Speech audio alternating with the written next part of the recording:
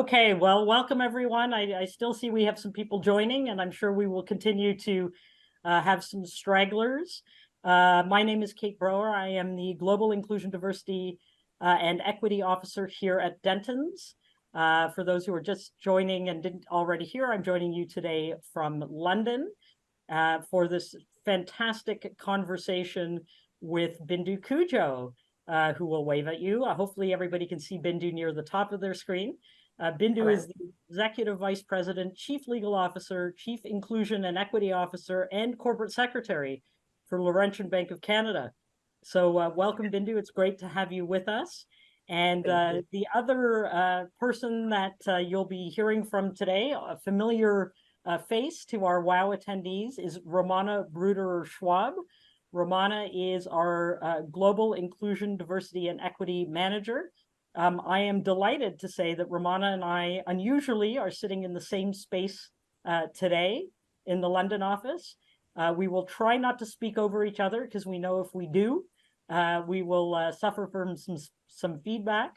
But Romana is going to help us out today by being active in our chat together with Natalie and Neve, I know, and also being our pollster, as we will have some polls for all of you in the discussion. So with that, welcome again. Welcome to you, Bindu. Really excited for this conversation.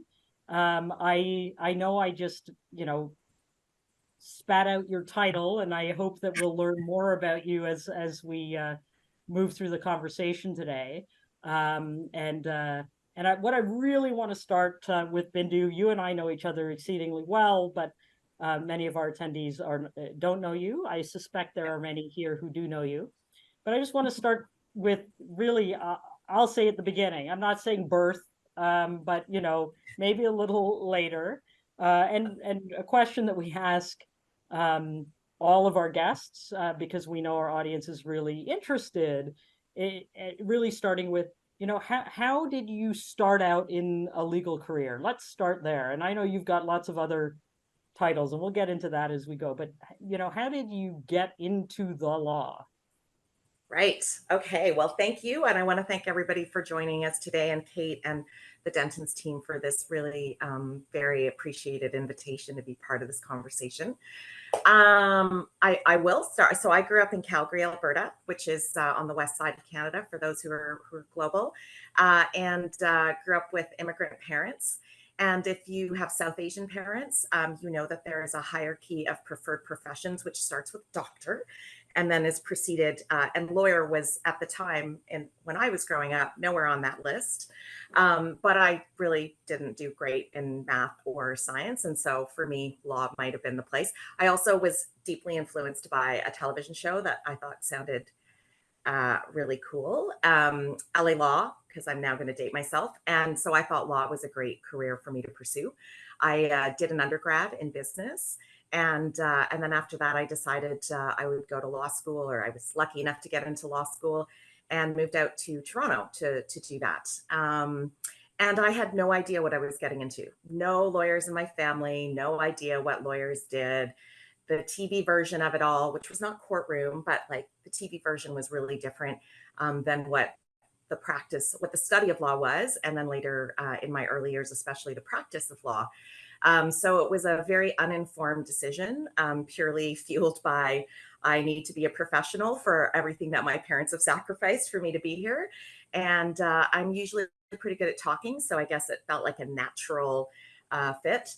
And maybe if I had known how grindy the practice of law could be in the beginning, I might not have been so attracted to it.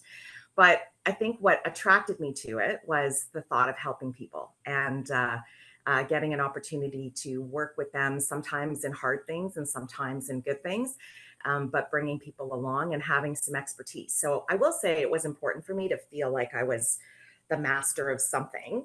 And so, those early years of my practice, which were in private practice, I'm a secured lending lawyer by training. We're all about, working on transactions, working on deals. I had the pleasure of working in big firms and having lots of different lawyers to work with and learn from, and learn to not want to work like, and learned a lot about the practice there. but just as importantly, learned about the business of law, because I think sometimes as lawyers, we get caught up in the law, in the cases, but you don't really appreciate what your economic value is or your impact is. And so I think that interest combined with, feeling like I wanted to do some different things outside of simply advising clients on the law, transacting like transactions, documenting things. That's where I decided to make a shift to in-house, and did that 12 years ago. But I was kind of unimaginative with that because I was a banking lawyer. And so I decided to go work for a bank. But I had no idea what in-house practice was like at a bank. I just knew that, I probably had some expertise that would be somewhat relevant. And at the time, I had some friends who were working at Bank of Montreal, and they were talking about this new general counsel who was like shaking things up and doing things interestingly, and was talking about diversity and inclusion as it then was, because this was 12 years ago. We just talked about having representation, not necessarily inclusion or equity. And so I decided to make the leap. And my plan B was, if I really suck at this whole in-house thing, I would, photocopy the employee directory and go back to private practice. And hopefully somebody would take me. But I joined BMO in 2012. And had a job that was less specialized than the work that I had been doing, and that was fun. Like, I kind of loved getting this opportunity to get really close with my clients as I first thought about them, but then later really shifted my thinking to think about them as my colleagues, and to really get to be part of, decision making and advising my colleagues about like what I thought, sometimes from a legal perspective, but sometimes otherwise, right? What's a good business practice, and what would be a great, what would be sort of interesting to do. And then I just really, for me, was so lucky, and had amazing opportunities at BMO, Bank of Montreal, and had a variety of different roles, for, I think, in 6 years. So either I was really terrible at all of them and I just got bumped into another one, or maybe I was okay at it, but quickly found myself really stretching way outside of the law. So, a couple of successively more like people leadership kind of roles of legal teams. And then I moved into what really changed my professional trajectory, I think, which was the chief administrative officer role. And so I stepped out of a legal advisory role and rather took over an operations role, and was responsible for, helping set the strategy of our department. So that was the legal compliance and investigations team, which at the time was about 800 people at BMO, and working on strategy and dealing with HR and organizational issues. And the real estate, like if somebody didn't like their desk or their carpet, that would come to my team, and communications and events, and really, and the finances of the team, right? What was our budget? How are we spending against it? And so again, a whole bunch of things that I didn't feel like I knew very much about, but sort of trial by fire, and dove into it, and then really started to see what an incredible opportunity this was to work with professionals who were experts in their spaces, but not necessarily mine, and how I could bring my training and enthusiasm and stuff to this. And so did that, and I probably going on way too long, but No, it's okay. Well, I'm gonna stop you because I, okay. you're saying so many awesome things, and I have lots of questions. First of all, you are being far too self-deprecating. And for those of you who know Bindu, and I know there'll be many on the line, there's no way it's that she wasn't any good at any of those 4 jobs. It was because she was so excellent at them that she was moved around. But you did, you mentioned this new general counsel, and I mean, we all know who it is. Well, I know who it is. I have the privilege of knowing Simon Fish as well. He was the general counsel, I know, when you were Bank of Montreal, when you joined. Yeah. And it really brings me to something that I wanted to talk about.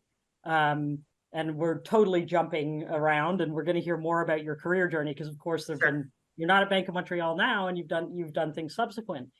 But one of the things that I certainly know about that general counsel is, his commitment to being a really good mentor and sponsor. We don't have to talk about him specifically, but I just wanted to take a pause for a moment and ask you about that and the importance of mentors and sponsors in your career, because you've talked about how you got into in-house, but then you kind of got on this trajectory. You've talked about these 4 wonderful roles, but I know that was a big part of it for you, and it'd be great to hear your reflections on that and on those topics. Absolutely. And I'd love to talk about that because, you can be excellent and you can work really hard, but it is always about the people you have around you, and whether those are your colleagues or whether they're mentors or sponsors. I think they're really critical to try to cultivate kind of a network of that to sort of support you and as you're thinking about your choices and then also maybe making changes. So for me, I think the power of that mentorship, and well, in that case, he was my manager, but well, first of all, to take the leap to sort of put me into the chief administrative officer role was one where, if I thought about it, I didn't feel like I was experienced enough, that I had the qualifications for this job. And his encouragement to say, well, like, listen, you're a mother of 3. You probably know how to manage a lot of the things that I want you to be responsible for. And by the way, you don't have to be the expert in this. You are lucky enough to have a team that can do this. And let's try it out. Put your passion into it, see how it goes. And that kind of confidence, when I didn't necessarily have the confidence in myself, was really imperative to kind of give me courage to keep going. I didn't get it all right. Absolutely. I stubbed my toe, and I see some names on the screen that I recognize from my days at BMO, and they probably can attest that not everything went as exactly as planned, but there was great learning from that too, right? That you can do things, you can advance things, you can try things, and maybe it won't be what sticks, maybe it won't be what you love, but to keep having courage to do that.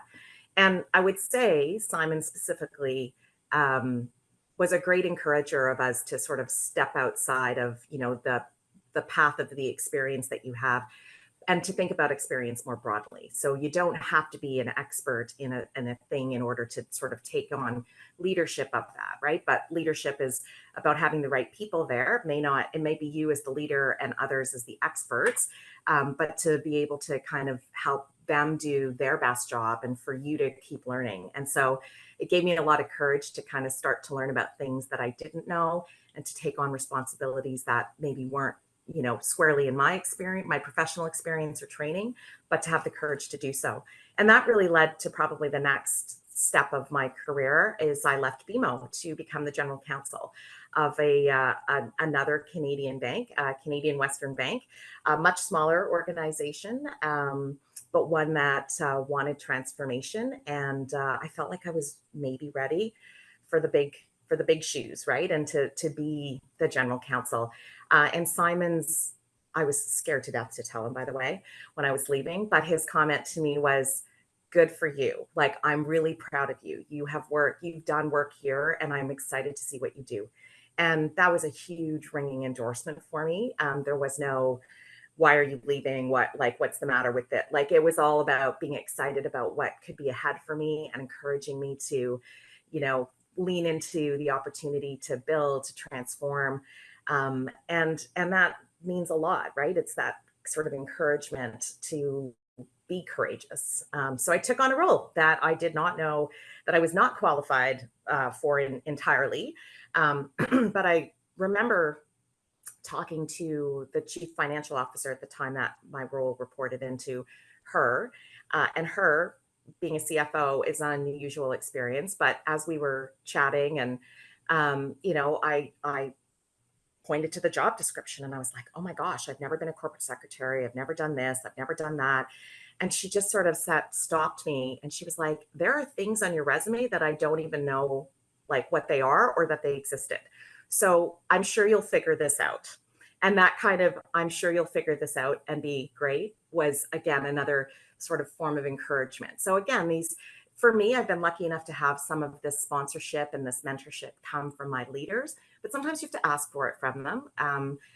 Simon wasn't about to kind of stroke my ego at every turn. There were lots of times where we had conversations where I felt like I needed some positive reinforcement and I had to ask for it, and that's okay. And then the same thing in subsequent roles. But it's, I think sometimes having a little bit of a push, a little bit of a support of, and taking the leap.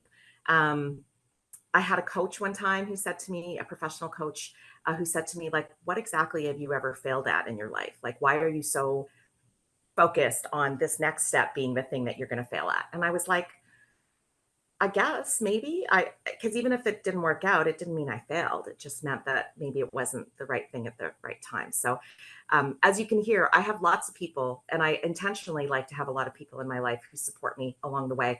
Kate, you're one of them. I've had many conversations with you over time about what about this and and I'm freaked out about this, or I'm nervous about that. And I think having your sort of group of people around you, whether be they your bosses, be friends, just be people that you kind of know in the world that you intersect with in different places. For me, I learn a lot through the experience. It's not just reading books for me. And so having those folks around me to sometimes help me see things through a different lens or a different light is really important. Well, first thing I'll say is right back at you, Bindu. It's a privilege, and goodness knows, I've benefited from you in my circle as well over the years, and I think that those circles really matter.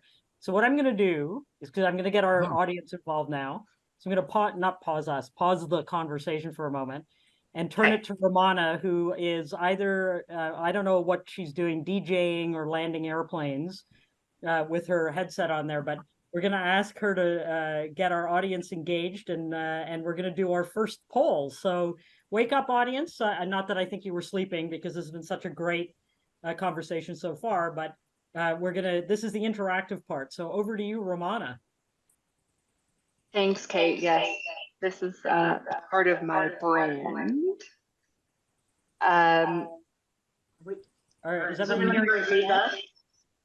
Can you hear feedback? Maybe just turn off the volume on your computer. We're in the same room, in the same conference room. But let me launch this poll. I think that worked.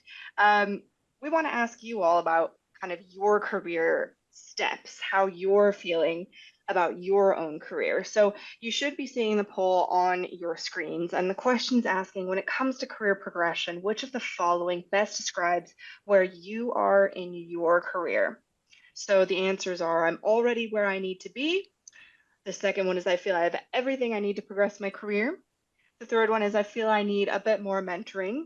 Fourth is, I need to have more technical experience before I can really progress. And the last one is, I don't really know where to start. These are all valid feelings, all valid reflection points, which I'm sure it's all, when we think about career progression, it's all kind of on a spectrum, right? We might at sometimes feel like we've got it in the bag, and at other points we might feel very low, and that, we don't know what that next step is going to hold. And I think, Bindu, you really, you spoke about that really, really eloquently. So about 70% of you have voted. Maybe I'll give it another second or two for those remaining stragglers to put their vote in on how they're feeling. I see the numbers bumping up just a little bit. So I'll end the poll in 5 seconds. 5, 4, 3, 2, 1. I'm ending the poll and I'm sharing the results. So you should be seeing the results on your screen now. So all of our colleagues here on this virtual room today, we have a varying degree of feelings about where we currently are in our career development or in our career progression. But almost 60% of you said, you know what, I feel like I need more mentoring. So, I think that was great, Kate and Bindu, that you were talking about that mentoring piece. And maybe as we move on in the session, we can elaborate on that a little bit more and pull some other pieces, Bindu, from your vast experience about that. So I'll stop sharing just now. Thank you all for interacting with us, and I'll hand it back over to Kate. And I will try to do both things, turn my sound back on and unmute myself. Can I be heard? Yes, absolutely. Okay. Excellent. Apologies, people, for any of the ear noise there, but we'll figure it out for the next time. So I think that's the response from our audience around mentoring, it's so consistent with what the research tells us, with what people consistently say. I think our numbers are a little bit low. I was reading, I love LinkedIn. It is such a great source of information. And it recently, I was reading about a survey that 75% of people said they really felt they needed mentoring, and only about 54% of people felt that they were getting it. But maybe you can, we started talking about this a bit, Bindu, but maybe we can talk about it more. I know there, maybe there, what would you suggest? I think there are really creative ways that people can look for mentoring. We talked about, mentor doesn't necessarily always have to be somebody senior who's bringing you along. They can be peers. I know I've relied on those things, but I'd really love to hear about, I'm sure our audience would love to hear about your experience or thoughts on that. Absolutely. So the older I get, the more I realize the mentoring, it comes from all the people in my life. Like, the younger folks earlier in their career, my children, they're constantly offering me feedback about things. But also people who are, maybe further along in their career, maybe further along in their life.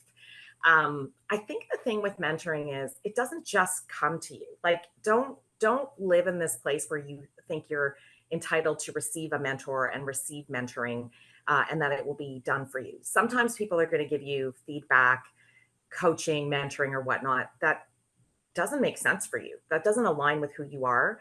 It doesn't have value for you. And you don't have to take everyone's feedback, right? You can receive it. You don't have to take it in.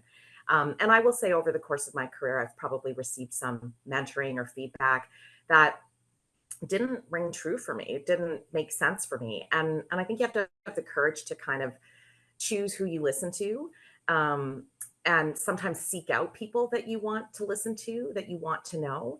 And I think maybe the mentors that you have, some of them might be for your entire life, right? But some of them might be for moments in your life. And maybe you need that mentoring from somebody who doesn't know you very well. Who maybe doesn't know the organization that you're in, if you are in an organization. I haven't always had mentors in my own organization, my own law firm or my own company, because sometimes you get sort of stuck in a cycle of like the culture of that place and the limitation of what or the limits that might be in that place. And so I think it's important to make sure you have a breadth of different people from different points in their life, at different moments, different careers, different trajectories. And I find my mentors are shifting a little bit over time as I'm sort of thinking about what, I hope is the latter half of my career. But who do I want to talk to about that? And what are potential next steps?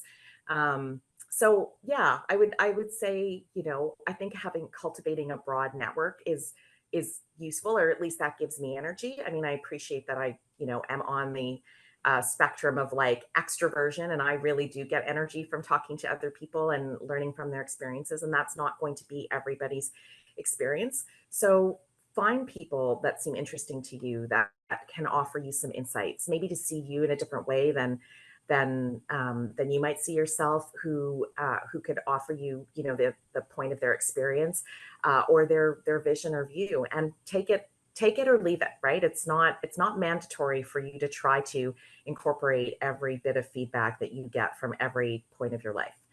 I'd say there's a really great opportunity, particularly, I think, in the in-house world, but I think amongst women specifically, and this is a great forum, right? Like, reach into places and find community of people with some similar interests or common interests. I've had the great, privilege of being parts of lots of different legal communities in terms of minority bar associations and in-house associations and general counsel networks. And I learned so much from that. And I hope I can contribute to those as well. But again, we're not all the same. Sometimes I go to these sessions or I'm part of conversations and I'm like, that's not my experience, or that's not what's, resonates with me. But I'm curious as to why, like, tell me more about your experience, or tell me why you think that that's, a perspective. And I take those in, right? I listen to them, but I don't necessarily absorb them and follow them. But I think hearing from different people's experiences are really important and can give you some insights. And I will say sometimes there was advice that I received or mentoring that I received like years ago that becomes relevant because of a circumstance or a time. And so, I think it's kind of lifelong learning and approaching all of these connections with curiosity, but not an expectation that they owe this to me or that it will make my life better or it will lead to a promotion or it will lead to this. I think has to be your responsibility, that you can take input from others. And sometimes your ambitions will be foiled. So then you need to figure out whether or not you're in the right place, working with the right people. And you've got to make choices for yourself. We have great privilege in being lawyers, right? That we can often have the financial resources and perhaps the professional confidence to change our locations when we need to. So I think mentorship and coaching and advice and sponsorship, those are all part of the trajectory, but they can't be all of it. You have to invest in yourself and figuring out what you want. I love that. Thanks for that. And I love that comment because I've certainly had that experience, and perhaps those of us who have been around a little bit longer on this call will have it too. Those moments of advice or comments or things that have been shared by mentors and in the moment, they don't make sense or they don't resonate. And sometimes it can literally be years later you're going, oh, now I get that, why that matters and what it means. So I like that idea of kind of, sometimes maybe you just need to kind of put it in your back pocket because it might not have meaning now, but it could be a very important nugget or kernel that later on is valuable. Now, I want to, if I can, shift gears. I don't know if it's really a shifting of gears, but you did talk about early on, when you're talking about your kind of moves around and different jobs that you were doing and what you could in-house, really this desire for maybe a greater breadth of what you're doing in your role. And you talked a little bit about, some of the jobs you had at BMO and your CAO role and so on. But now you have this title in your current role, and we can absolutely talk about the path there, but it includes Chief Inclusion and Equity Officer, which I know is newer, but this isn't new to you. The investment in inclusion, diversity, and equity is something that's been ongoing. A big part of your career trajectory and journey. I'm going to probably say since the beginning, but I didn't know you from the beginning, but certainly as long as I've known you, which is a long time. Yeah. And you talked about, I'm going to frame it this way. People will readily talk about inclusion, diversity, and equity as a passion. They talk less often about it as a job. Right. If I can put it in those terms. And obviously it's now my job. It's obviously also your job or part of your job. I'd love it if you might comment about the importance of inclusion, diversity, and equity as part of the organizational construct and a formalized role and job responsibility. I just love to hear your reflections on that, because I do think there's probably a lot of these people on this call who are really invested in it as a passion, but maybe aren't in a place where it's really kind of transcended passion into organizational construct or role. Absolutely. This is a new piece to my role, and the title is quite ridiculous. There's a lot of words in my title. But I thought it was really also important to put it in the title because it's interesting that, I think there was a long time, and again, I'm old enough and have been practicing long enough and working for long enough to appreciate that there's been a progression about how we think about the value of having a diverse workforce. That maybe there was a resistance in the beginning because it felt like you were just, trying to collect all the different Barbie dolls or, sorry, I'm just going to hang up on a call. It's coming in. Apparently I'm still at work. And so I think the shift over time, right, to talking about this as the opportunity to have all of our workforce feel included and participate and engage And then to the move to really talking about what does that mean in terms of creating equity within our workforces, within our environments.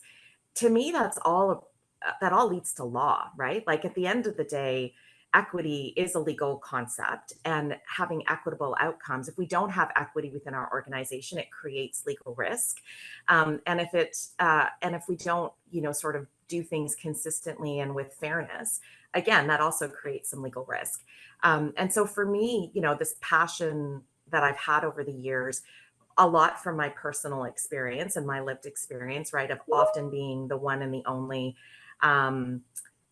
is, one that like I've had to kind of get more comfortable with. And frankly, the more senior I've gotten, the more I've had a point of view and a perspective to share, and have felt comfortable, have felt like I'm included in my environments and feel like I can state my point of view or share my experiences or call out or call on others to share their experience. I don't want to talk about calling out somebody, but doing that, has felt increasingly like an obligation, but like a positive responsibility for me. And so I think what I've had as an opportunity at my latest bank, which is Laurentian Bank of Canada, is the opportunity to bring kind of the way we have to help address legal risk and compliance risk and things like that of the bank, which are serious, must-dos, but to combine that with that lens around like, how do we make sure we are creating an equitable workplace, and how are we making sure that it's inclusive and that we're driving practices that create those conditions. But they're not all in my world. So I don't have all of the hiring managers reporting to me. I don't have all of the HR functions that exist in bigger organizations to do so. It's really a role of like influencing those people for whom parts of their jobs are to help attract talent to the organization, help support, leaders hiring, leaders assessing performance, leaders making promotions and that sort of thing, but to bring that lens. And I sort of feel like it's the same thing that one does with legal, right? I don't have legal radar. There's very rare opportunities where I get to stop or I have the veto power or the authority to tell somebody to stop doing something, because thankfully I work in organizations that, sort of follow the letter of the law, right? So my job is to influence and say, well, have we thought about it from this lens? And so I feel like there's this great opportunity to combine legal with EDI or IDE or whatever we want to call it, but a little bit more on the focus of the equity piece. Like, this is not just a nice to have. This is not just about having happy employees, but actually doing what's right for our employees, which is to create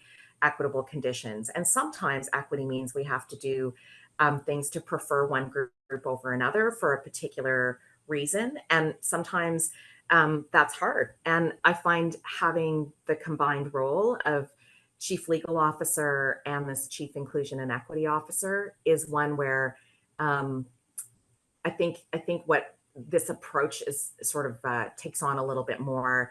It has a little bit more, it has momentum to it, maybe not a little bit more, but momentum to it, because it's not just a nice to have or a soft thing. It's like your CLO is telling you should really think about how you're doing this recruiting. So for me, it's been like, honestly, the opportunity of a lifetime. Like, I am so excited by the work that I get to do here in this space, and to do it for across our organization, and not just in the legal sector, which is where I've spent a lot of my time, talking about these issues and doing work in this space, but rather to do it for across our organization, and appreciate that diversity in places is really different. Like, if, one of the things we've done is to set representation goals amongst all of the executive VPs. But all of us have different goals. Like, in some groups, it's actually about, promoting more men into roles. If we really want to think about a representative workforce that reflects the communities that we work in. In some, it's not about sort of racialized persons or women. It's about others. And so it's like, let's look at the workforces that we have. Let's look at the specific challenges that we have and really think about them. This is not just about preferring one group over everybody else, but rather, like, how do we make sure we have a representative workforce that sort of meets the goals that we have, right, around, serving our customers, creating a great workplace for people they want to be, where they feel like they have opportunities to grow and progress, and bringing all of those different perspectives to the work that we do. So it's been a lot of fun and really eye-opening for me. I've learned a lot since coming to this bank, since getting to take on this role, and it's a great privilege. Thanks for that. Well, I'll just say to our chief legal officer at Dentons, don't worry, I'm not coming for your job. He's brilliant at it. He can stay there, but I do think it's great to hear that intersection, because we do talk about that, about the role of lawyers and all of us in the legal profession, and what that means in this space when we talk about issues of inclusion, diversity, and equity. And I know our audience always loves it when I share data points, and I'm going to try to shorthand it. And if anybody wants the details, that we can share them after the fact. I don't have a slide and so on, but I'll just share some really interesting data points recently about organizations that have DEI leaders. They use DEI in this case, so diversity, equity, inclusion leaders in place, and how those organizations rank and fare when it comes to what I'll call standard business performance indicators. And I think it's really fascinating, because what this study revealed when they were looking at corporate effectiveness is that organizations who had a person, so we can say any person who carried a DEI title, consistently outperformed organizations that didn't. And the more senior that DEI title was, and particularly organizations that had a diversity executive in the C-suite, like you, Bindu, they were consistently outperforming, and by increasingly significant margins, right? Greater seniority of that DEI leader on pretty much every single effectiveness, corporate effectiveness elements. So customer satisfaction, employee engagement, innovation, social responsibility, and financial strength. They were consistently outperforming when there was, no DEI person in place. And I think I think that speaks volumes. I'm gonna ask you one last question in this spot, and we're gonna have to keep moving it, but because we're going to run out of time. And I'll just say to our audience, look, if you have questions for Bindu, we do want to give an opportunity for us to put your questions to Bindu. So if you do put them in the chat, if you just want to listen to us yak on, which you probably have figured out, Bindu and I for days. Yep. Yeah, that's okay too. But you've really taken some leadership roles, and there's one in particular given our audience or today in the Canadian context, but I think people broadly around the world might want to hear about this as well, which is the Women General Council Canada organization, initiative, group that has been around a while, and that you're really heavily involved in. But I think you guys are doing some really innovative things with your General Counsel University. And can you just talk to the group a little bit about that? It might spark an idea for some audience members about things that they might be able to do as well with others to really advance the cause of women. Absolutely. I'd love to talk about that. So Women General Counsel Canada was very grassroots. It kind of organically sprouted up amongst a number of women GCs. I'd say, maybe started with some friends, and then it kind of expanded, and you sort of say, hey, we're getting together and we want to talk about this, or we're doing this.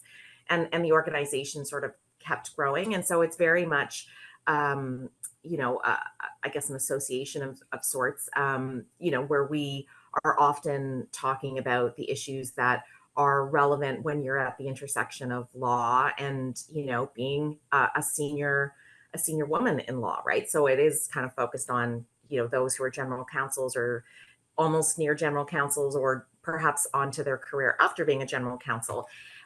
So it's a place of community. It's a place of networking. But one of the things we wanted to do was also to have this be like kind of a bespoke opportunity of learning. And so about 4 years ago, 3 years ago, I don't know, sometime during the pandemic, I don't know when that was, we had worked with one of the recruiting firms to sort of dig into, what were the competencies of the most successful, the most sought after general counsel. So this recruiting firm does this globally, and they have all this data from these assessments that they would do. And it would be, sort of what are the most, like the highest performing general counsels, like what do they do, or what are their competencies? And so this is not a focus on your legal skills. This is not about how much law you know or what jurisdiction you do, but rather your leadership, right? Because as a general counsel, some general counsels are doing like a lot of legal work. That is not me. It's more about leadership. And so this survey identified 12 competencies out of this 40 competency framework that they had were the ones that were most present with the most sought after GCs. So we took that data because we had asked them to sort of pull it together for us, and we built a university program, 40 hours of learning that was really focused on how do you develop these competencies, like what do these competencies look like for women general counsel, and how do you develop them? So not substantive, not interested in the latest cases or whatever, but really focus on kind of a personal growth journey. And it was an incredible opportunity for me to be asked to sort of put this together. And I did so with a good friend who was also a very seasoned GC. And it was so fun. Like we were able to design a program that I wanted to take. And I took it. I was in the inaugural cohort. And to come together with another group of women, like a group of women who are all interested in kind of exploring and learning in this way, and to do so together, it creates that kind of community that I talk about as being so important for mentoring. Our cohort did this 2.5, 3 years ago, and we're still super connected. We live across Canada, and we have very different jobs, and we're at different places in our lives, but it's just really been a beautiful way to network.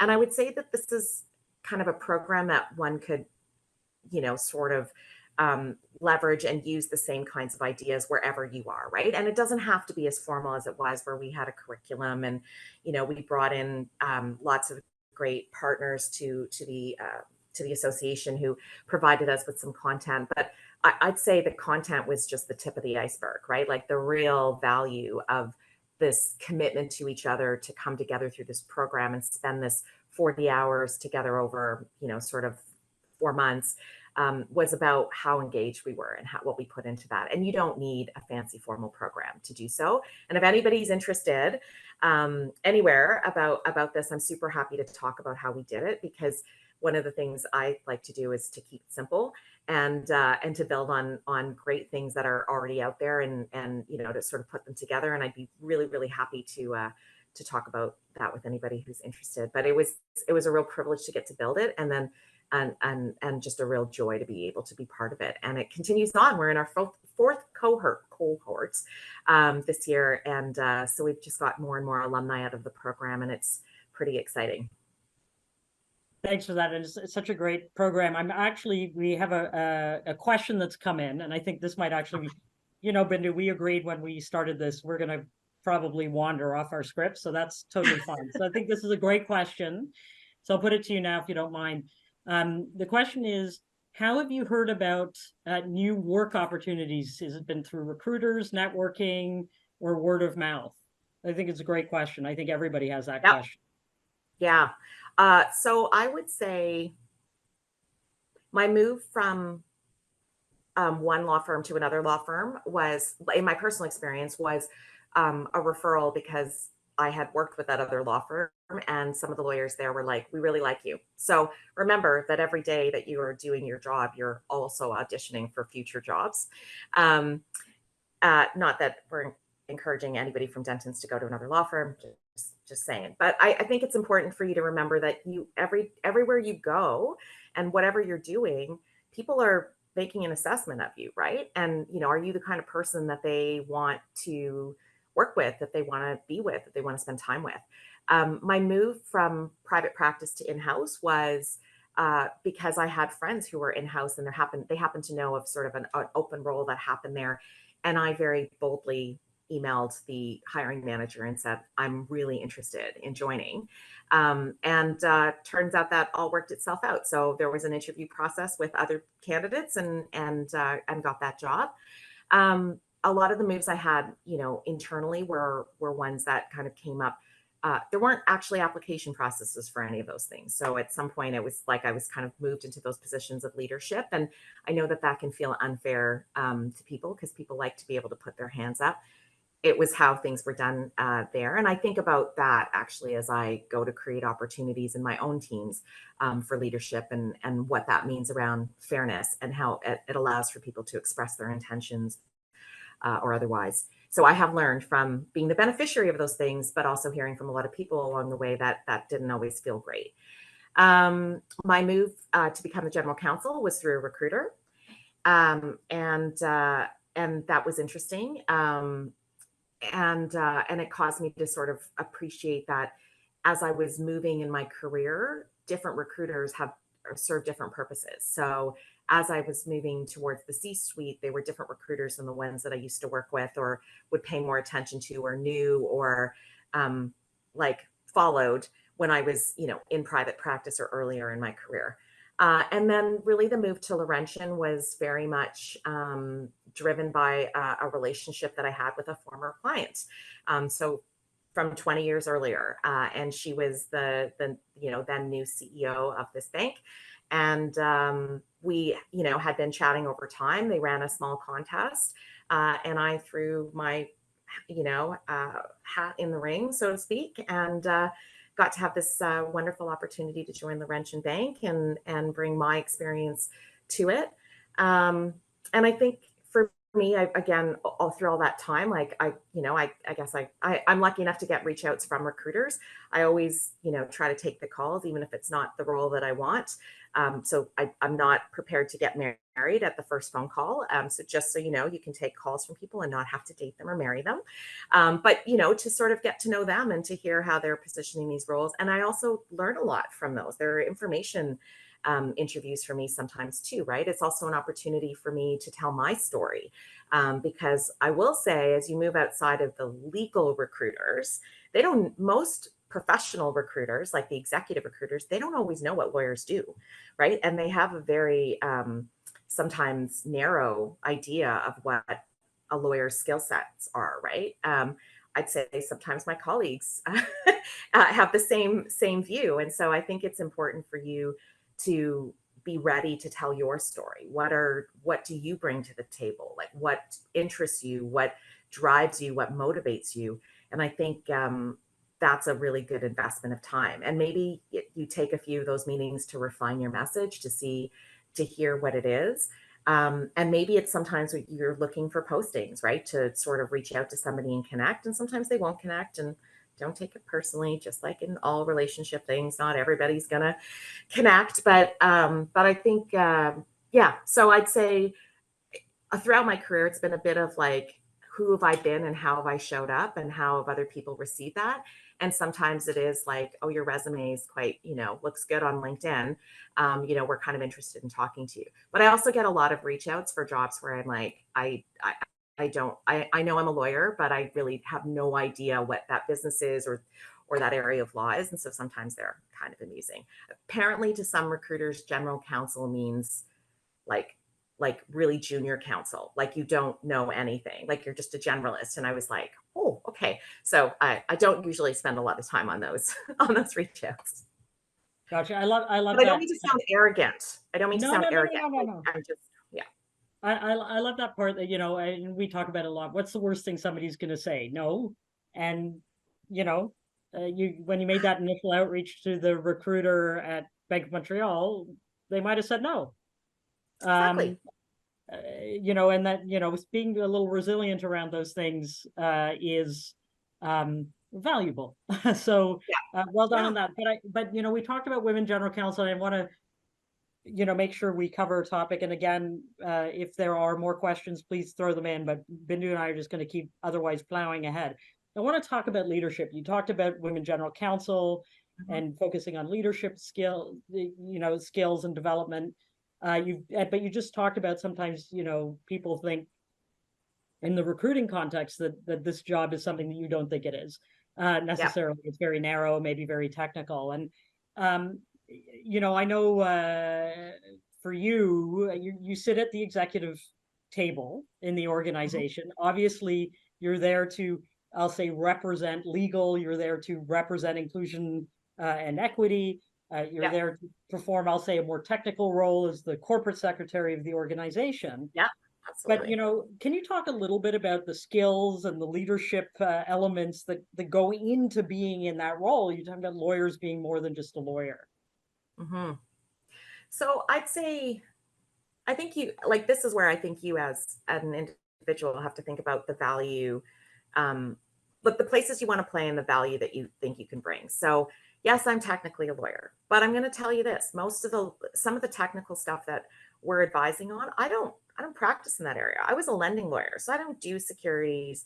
Don't do litigation. I don't do all of these things. That's not in my wheelhouse. So what is my job there? It is to really manage legal risk across all sectors. But legal risk doesn't exist as a separate silo, right? It's integrated into, certain behaviors create legal risk, certain non-behaviors can create legal risk.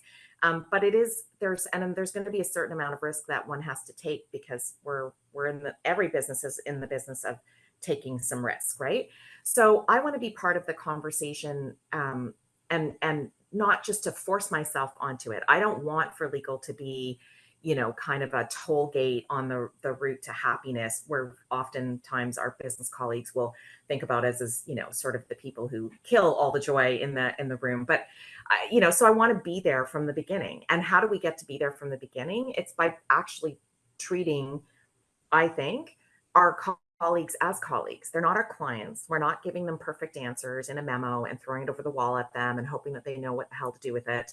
And then wiping our hands of it and shaking our heads when they didn't follow our advice. Our jobs are to be persuasive. Our jobs are to influence. And I think when we're at our best, that's what we do. So it means sometimes sitting at the table and really trying to persuade somebody that this is the way to go. I think it's easier for the seat that I get to have at the executive table to be able to influence those conversations, to get involved earlier. And I think, and it has, I think, been the experience of teams like that. You do have a seat at the table, or you at least to get invited to the table, but nobody's going to invite you back over to dinner if you're a terrible guest, right? So you've got to, what's the value you add? And if the only thing you can ever talk about is section blah, blah, blah, of whatever statute, like no one really wants to talk to you. Like, I don't want to talk to you. That's boring. So where can you add some other value? Like, you're a human, you're a consumer, you're a person who would see this through the lens of, I happen to have always worked at banks, which means I've always been a consumer of those banks. I've always been a customer of those banks. So what's my experience as a customer, not just the lawyer, but rather, how do I bring that lens? So I think that's one piece of it. I think the other piece of it is, like, I've got technical knowledge, or my team has technical knowledge to bring to it, but we also have a lot of views around governance.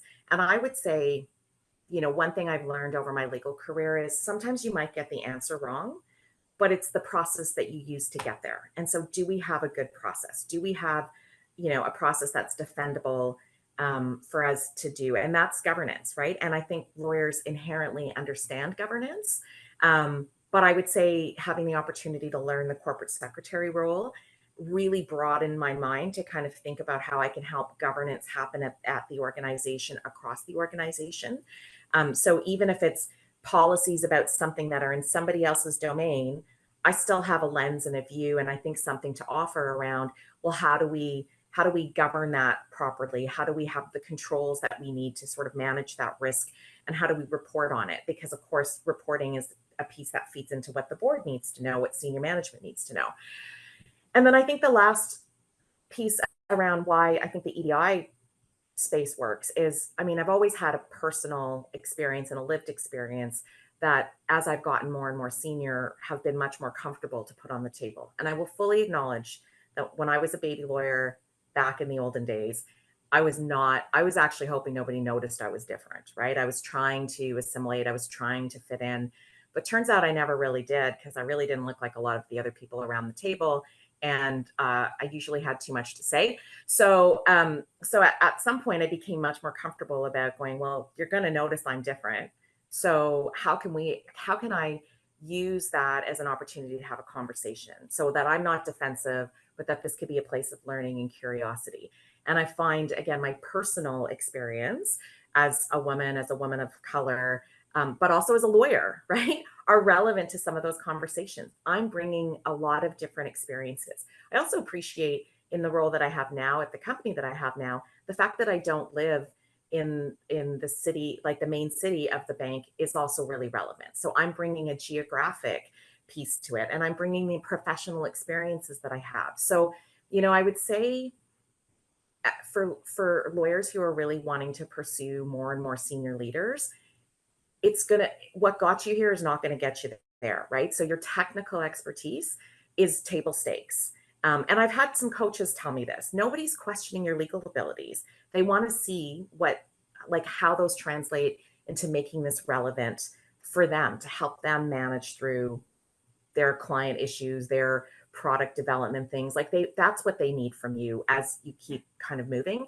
And I think, unfortunately, a lot of lawyers get very stuck in wanting they want an entitlement to sit at the table, and you can have that, but whether you get invited to after dinner drinks or get invited back to dinner is going to be about how you can help people feel okay, right, about the advice that you give them and trust you to want to give you that advice. And you're not going to be BFFs with best friends with everybody, but to create a culture around a reputation around yourself as being somebody who's good at problem solving, who helps, protect the organization or protect them even around having a good thought process about what they do and doing things with sort of a knowledge of the risk that they're taking on. I think that's quite universal and quite translatable. And frankly, it's a hell of a lot more fun. I don't really want to talk about sections of a statute all the time. So, again, it's more fun for me to get into the why are we doing this, and who's the clients, and what are the opportunities, and what are we stumbling on, and maybe I can clear some of those obstacles because I'm willing to take the risk, or I'm willing to kind of drive us towards considering taking a particular risk in order to get there. And I just want to say one last thing, and it was great advice that I received from a business leader years and years ago. And she was like, hey, lawyers, what if this worked? What if this thing that the business wants to do, and this more in the context of in-house, what if it was successful? Instead of just immediately crapping all over whatever ideas we have, what if you were enthusiastic about it? And that really shifted my mindset. Because boy, oh boy, do I ever take in feedback better when it starts with a compliment, or it starts with that sounds really cool, or that's really great, Bindu, and here's what I think you could do to make this better. That feels really different than, sorry, there's a major legal risk associated with whatever it is that you're doing, and crossing your arms and sitting back and waiting for them to, I don't know, do what. So I think some of it's about your attitude and how you present. Oh, so now it's my turn for my phone to ring in the background. Sorry about that. I don't know if everyone could hear that. Bindu, this was unbelievable. And believe it or not, we are at the top of the hour. I feel like we're going to have Wow, Bindu Cudjoe, the sequel or something. I know we could go on for days and days. For those of you who've hung in with us, because as we've done exactly what we said we wouldn't do, which is hit the top of the hour. Neve has put into the chat, we ask you, please send us your feedback. Let us know how you felt about today's session. We loved having you. We loved having you, Bindu. We loved having all of you join us. And thank you, Bindu. Thank you so much. I've learned things. I thought I knew you, but I've learned things today. So our eternal gratitude. And Thank you.